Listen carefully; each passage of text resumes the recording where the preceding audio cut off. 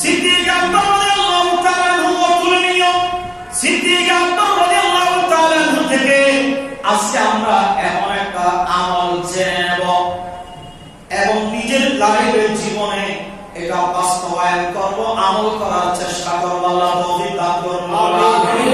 হাজার আমল থেকে একটা আমল আমরা নিজের লাইফে বাস্তবায়ন করি। একদিন মসজিদ নববী শরীফের মধ্যে আমার নূরের নবী হায়াতুন নবী জিন্দা হবে প্রশ্ন ছুটে দিলেন, ও আমার উম্মতরা, আমার সাহাবায়ে কেরামগণের মধ্যে তোমরা কে আছো আজকে রোজা রাখেছো? সুবহানাল্লাহ। কে কে জন সাই তাহলে কে না হারা কোন দিয়ে একজন আজকে রাখলি, ইয়া রাসূলুল্লাহ আমি আজকে রোজা রেখেছি। সুবহানাল্লাহ। তাহলে সিদ্দিক আকবর। সুবহানাল্লাহ।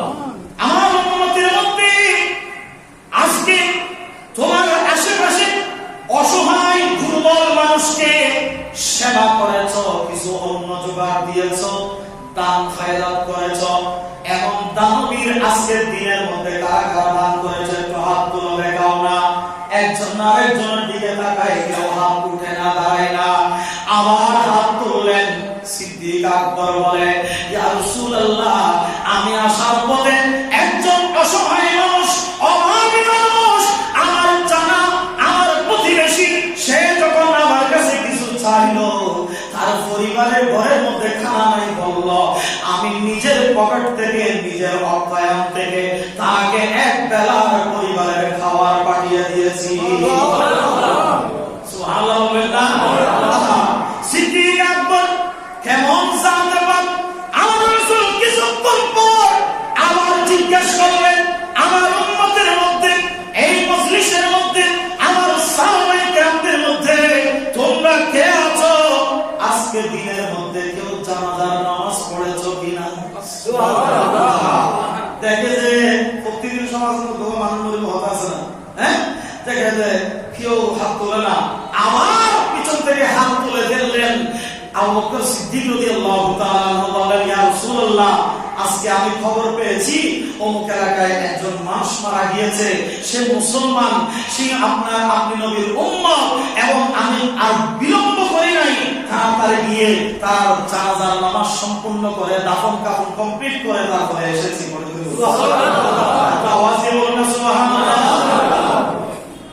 সিদ্দিক আকবরের বেশি নয়, একটা দুইটা আমল যদি আমাদের লাইফে রাখতে পারি তাহলে সিদ্দিক আকবরের সাথে জান্নাতে যাওয়ার আল্লাহ ব্যবস্থা করবে। আমিন। আর একটু জোরে বলুন না আমিন। আর একটু মহব্বত করে বলুন না আমিন। বিশেষ করে সিদ্দিক আকবর রাদিয়াল্লাহু তাআলা আনহু জাতে পাক, ওনাদের কথা বর্তমানে এসে নয়, বর্তমানে এই যুগে সময়ে নয়, কোরআন মাজিদ ফুরকান হামিদের মধ্যে সূরাতুল লাইল সহ দুইটি সূরা এবং অসংখ্য আয়াত কারীমা আল্লাহ নাযিল করেছেন হযরত আবু বকর সিদ্দিক রাদিয়াল্লাহু তাআলা আনহুর শানের উপর। সুবহানাল্লাহ। তাকে বলে বলুন না সুবহানাল্লাহ। হযরত আবু বকর সিদ্দিক রাদিয়াল্লাহু তাআলা আনহুর শানের উপর আরেকটা মেসেজ আপনাদেরকে দিলে আরো শ্রেষ্ঠ হয়ে যাবে। আমার রাসূল দুনিয়া থেকে পর্দা করার পরে ওফাত করার পর মদিনার আশেপাশে অলিতে গলিতে চতুর্দিকে ভণ্ড নবীর আবির্ভাব, ইসলামের উপর ঝড় তুফান আসা শুরু হয়ে গিয়েছিল। এমন অবস্থায় মদিনার এবং সাহাবায়ে কেরামের মানুষের আশেপাশের বসতবাড়ি সেফটি জোনের জন্য পৃথিবীর জমিনে প্রথম পুলিশ প্রশাসন সিকিউরিটি গার্ড আবিষ্কার করেছেন, নির্ধারণ করেছেন। প্রথম পুলিশ প্রশাসনের পৃথিবীর জমিনে প্রথম ব্যবস্থাপনা জারি করেছিলেন হযরত আবু বকর সিদ্দিক রাদিয়াল্লাহু তাআলা। দেখুন মদিনার চতুর্দিকে যখন ঝড় তুফান এবং আক্রমণ হচ্ছে, মদিনার পাক নিয়ে বিভিন্ন ষড়যন্ত্র হচ্ছে এবং মুসলমানদের ঘরবাড়ি নিয়ে, মুসলমানদের বিভিন্ন বিষয় নিয়ে, সম্পত্তি নিয়ে ষড়যন্ত্র হচ্ছে, মদিনার এলাকার চতুর্দিকে চেকপোস্ট বসিয়ে সিকিউরিটি গার্ড পুলিশ প্রশাসন প্রথম নির্বাচন করলেন এবং মজলিসে শুরা করে বৈঠকের মাধ্যমে প্রথম পুলিশ প্রোডাকশনের নির্ধারণ করেছেন, আবিষ্কার করেছেন এই সেক্টরটা, সেটা হলো হযরত আবু বকর সিদ্দিক রাদিয়াল্লাহু তাআলা। একটু আওয়াজ দিয়ে বলুন না সুবহানাল্লাহ। আর সেই দিকে আমাদের বর্তমান প্রশাসনের কোন নজর আছে? আরেকটু দয়া করে হয় ওই তো দলিল জুমার আলোচনা একটু টাইম নেই, টাইম মাত্র 27-8 মিনিট সময় আছে। আল্লাহ সুবহানাহু ওয়া তাআলা আমাদেরকে সিদ্দিক আকবরের ভালোবাসায় জীবনটাকে হুব্বে মুস্তাফা দিয়ে সাজানোর আল্লাহ তৌফিক দান করুন। আমিন। আরেকটু আওয়াজ দিয়ে বলি আমিন। আমিন। বিশেষ করে হযরত আবু বকর সিদ্দিক রাদিয়াল্লাহু তাআলা এমন একজন জাতে পাক, ওনাদের নামগুলা কোরআনে পাকে যেমন রয়েছে, যুগে যুগে যুগে যুগে অন্যান্য নবীদের আমলের মধ্যেও ওই যুগের মধ্যে হযরত সিদ্দিক আকবর রাদিয়াল্লাহু তাআলা সহ 7 জন খলিফার নামগুলা তখনই আল্লাহ সুবহানাহু ওয়া তাআলা দিয়েছিলেন। পড়ে বলুন সুবহানাল্লাহ।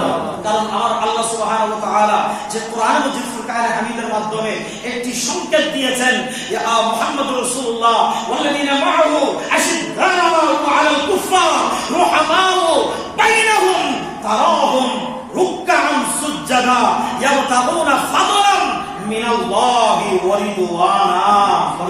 সুবহানাল্লাহ। আল্লাহু আকবার।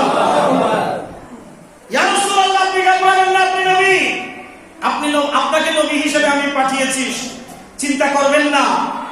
আপনার আশেপাশে এমন কিছু আমি পড়ে রাখছি সিকিউরিটি গার্ড তৈরি করে রেখেছি। সুবহানাল্লাহ বলুন না। তৈরি করে দিব নয়, তৈরি করে বলুন না, তৈরি করে রেখেছি। জান তাদেরকে যাবে, তাদের জান যাবে, কিন্তু আপনার শরীরের উপর আক্রমণ আসতে তারা দিবে না। তারা কাফেরের ব্যাপারে খুবই কঠোর থাকবে, সজাগ থাকবে, কঠোর থাকবে, কখনো তাদেরকে সুযোগ দিবে না।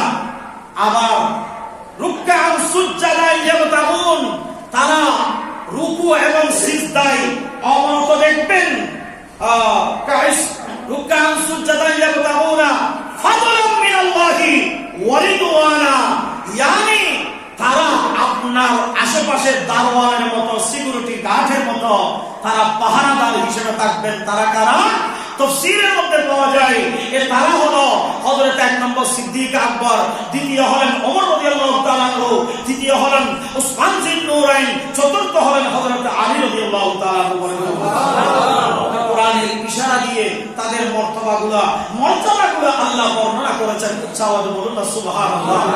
এমনকি হযরত নূহ আলাইহিস সালাতু ওয়াস সালাম, আমার রাসূল দুনিয়াতে আসা, সিদ্দিক আকবর তো আমার রাসূলের 2.5 বছর পরে দুনিয়াতে আসেন, এবং আমার রাসূল দুনিয়াতে তাশরীফ আওয়ারি এর চেয়ে লক্ষ লক্ষ বছর আগে হযরত নূহ আলাইহিস সালাতু ওয়াস সালামের আমলে একটা কিস্তি, স্টিমারের কথা তো আপনারা বেশির কম সবাই শুনেছেন, শুনেন নাই? বলুন না, শুনেন নাই? নূহ আলাইহিস সালামের দ্বারা একটা কিস্তি আবিষ্কার হয়েছে। ওখানে অপবিত্র মল ত্যাগ করে দুর্গন্ধ অবস্থা করে দিয়েছে। আবার একটা ঘটনার মাধ্যমে আবার এটাকে যারা অপবিত্র করেছিল তাদের হাত দিয়ে আল্লাহ আবার পবিত্র করেছে। আল্লাহ নির্দেশ দেওয়া মাত্র নূহ আলাইহিস সালাম সকলকে নিয়ে, অনুসরণ অনুকরণকারী যারা আছেন সকলকে নিয়ে ওই কিস্তির মধ্যে, ওই স্টিমারের মধ্যে উঠেছেন।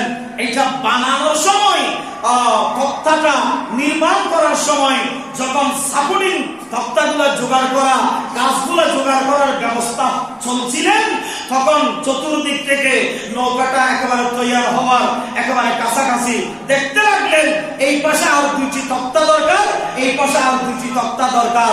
আল্লাহ জিবরিল আমিন দিয়ে ওহী নাযিল করলেন, ও আমার নূহ নবী, ওই পাহাড়ে একটা পাশে একটা পাহাড়ে একটা গাছ আছে, ওই গাছটা এই কালামের, এই নামের গাছ, ওই গাছটা নিয়ে আসো, এটাকে সুন্দর করে তক্তা বানিয়ে গাছ টুকরা করে আপনার অসম্পূর্ণ কাজ সম্পূর্ণ করে নাও। দ্রুত গাছটা নিয়ে আসে। যখন তক্তাগুলো লাগানোর সময় আমাদের কাঠ মিস্ত্রি যারা, তারা কি মারে? বসা মারে না, রদ্দা মারে না, একটা পরিষ্কার করে না, সৌন্দর্য তুলি করে না। হ্যাঁ, যখন রদ্দা মারলেন, যখন বসা দিলেন, দেখতে পেলেন ওই 4টি তক্তার মধ্যে চারজন ব্যক্তির নাম উঠে গেল। নূহ আলাইহিস সালাম আল্লাহর দরবারে সিজদায় পড়ে গেলেন, ইয়া বারি তাআলা, এই তক্তার মধ্যে চারজন নাম দেখা যাচ্ছে, চারটি তক্তার মধ্যে চারটা নাম। আরে কারা? আমার আল্লাহ বলেন, এক নম্বরে যিনি বা আবু বকর, তিনি হলেন আমার রাসূলের সাথী।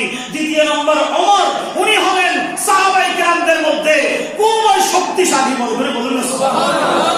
এবং আরেকজন হলো উসমান, তিনি হলেন আমার হাবিবের দুইজন মেয়ের কন্যার স্বামী হবে, উসমান জিন নুরাইন হবে, বলে বলুন সুবহানাল্লাহ। আরেকজন আলী, উনি বংশগত আমার রাসূলের বংশে, এবং উনি আমার রাসূলের একেবারে মুহাব্বতের একজন ভাই হলো, ফালক সন্তানের মতো গঠে উঠবে আমার রাসূলের নয় হাসান এবং হোসেন, জান্নাতের শাবাবে আহলিল জান্নাহ, জান্নাতের সরদার দুইজন যুবকের বালা হবে, ফিকা হবে, বলবেন সুবহানাল্লাহ। আরেকটা আওয়াজ দিয়ে বলবেন না সুবহানাল্লাহ। গভীর মনোযোগ। আল্লাহ সুবহানাহু ওয়া তাআলা সিদ্দিক আকবর রাদিয়াল্লাহু তাআলা আনহুর শান মান মর্যাদা বুঝে একটু আবু বকর সিদ্দিক রাদিয়াল্লাহু তাআলা আনহু কেমন জাতে পাক ছিলেন, আমরা একটু স্মরণ করে নিজের জীবনকে সাজানোর আল্লাহ তৌফিক দান করুন।